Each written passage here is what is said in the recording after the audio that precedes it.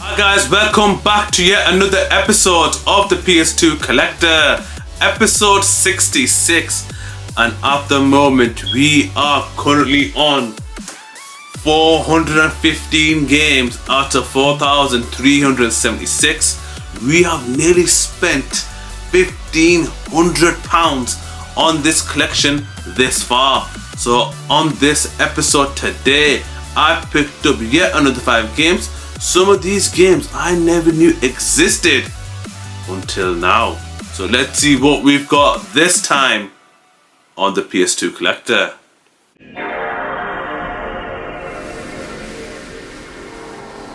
Right, so let's start off with the first game of this video. Game number 416 is Disney Sing It High School Musical 3. This game is quite similar to the SingStar series, where you need a microphone as well as a USB converter to play this game. You cannot play this game with a standard PS2 controller, which is absolutely annoying because it's very difficult to set up and a huge headache. So as I stated in my previous videos, do not buy this game unless you're a fan. Unless you're a fan of singing or the SingStar games, buy it.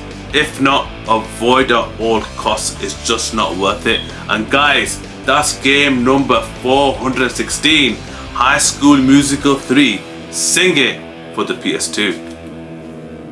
Right, so on to the next game, game number 417, and that is World Championship Snooker 2002, developed by Codemasters.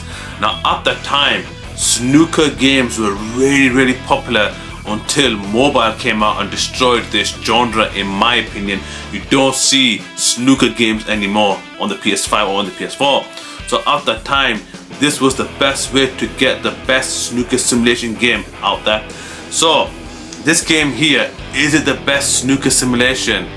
I've got to say it's a mixed bag. For this occasion only, it is a mixed bag because the graphics, again, they used all the blocks and and the budget on the snooker table and the balls and the cue. However, the characters on screen look like a PS1 sprite, which is a red flag for me because at the time it was 2002, so graphics should have been on par. However, on this occasion, the budget was not there. And again, it's not a bad game. It is a quite decent snooker game because they do have licensed players in the game, and the career mode is quite vast and in depth. However, the repetibility and the commentator does get quite annoying. However, if you do avoid all that, if you ignore all that, there is fun to be had, especially if you're a snooker fan. So this game is mainly aimed at snooker enthusiasts. So if you are one of them and you do enjoy video games, this game might be a hidden gem for you. You never know. So guys, that's game number 417, World Championship Snooker 2002. Right, so on to the next game, game number 418. And it's a movie-based tying game and up there with the worst I've ever seen. And that is Charlie and the Chocolate Factory for the PS2. So this game is a movie-based tying game of the reimagining movie, which was released in 2005. Johnny Depp in that movie was good. However, the game stinks, man. This game sucks. It is trash. Garbage. Absolutely garbage. The graphics, poor. Mechanics, poor. Camera, poor. Everything about this is cheap. The budget, non-existent whatsoever. The controls, horrendous. Loads of players, looking at the reviews, had a traumatic experience playing this game.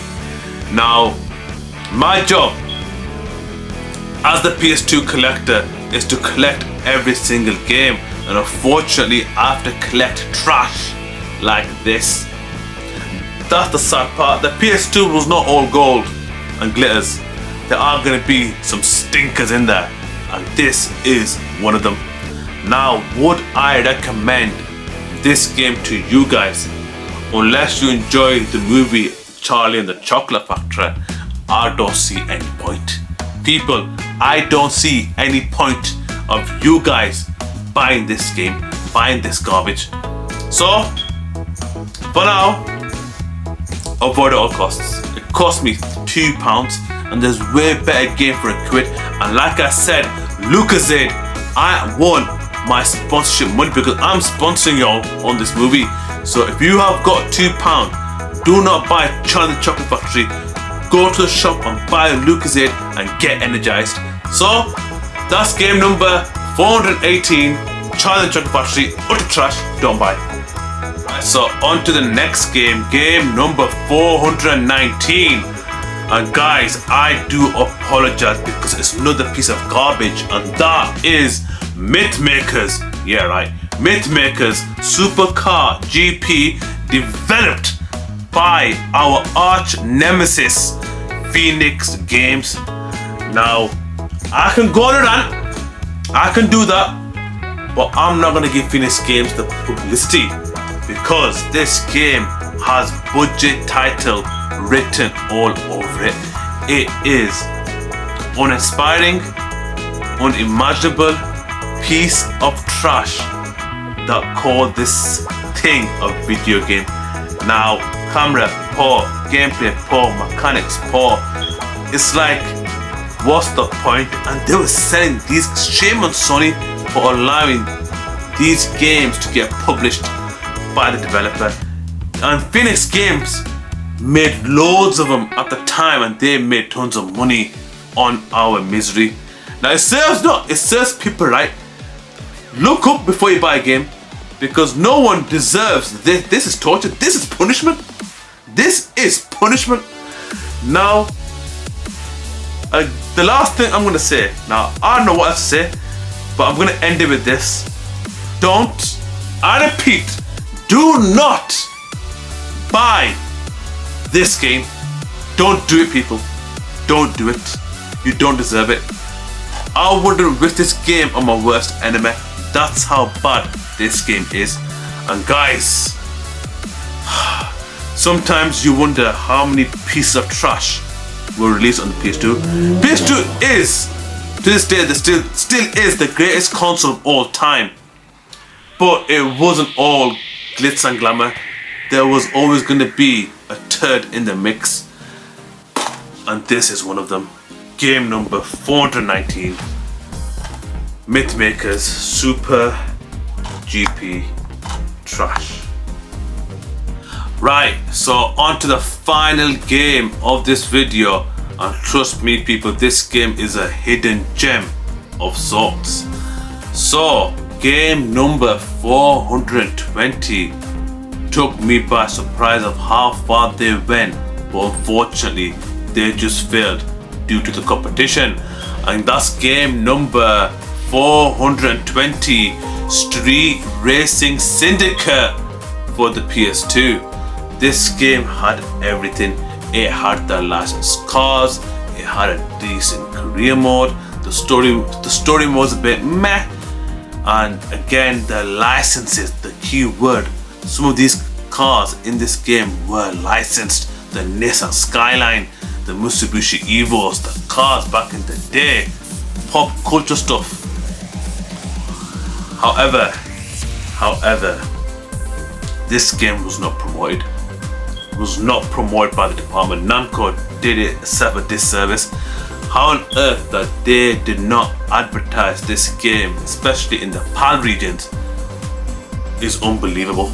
Because at the time, Fast and Furious, the Need for Speed games were a part of that time modern day pop culture. It was a boom.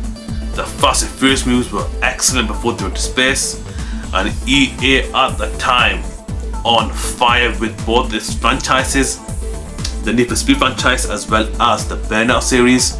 So they needed a competitor to keep it on its toes. Midnight Club was the closest one there. However, it was just not Need for Speed.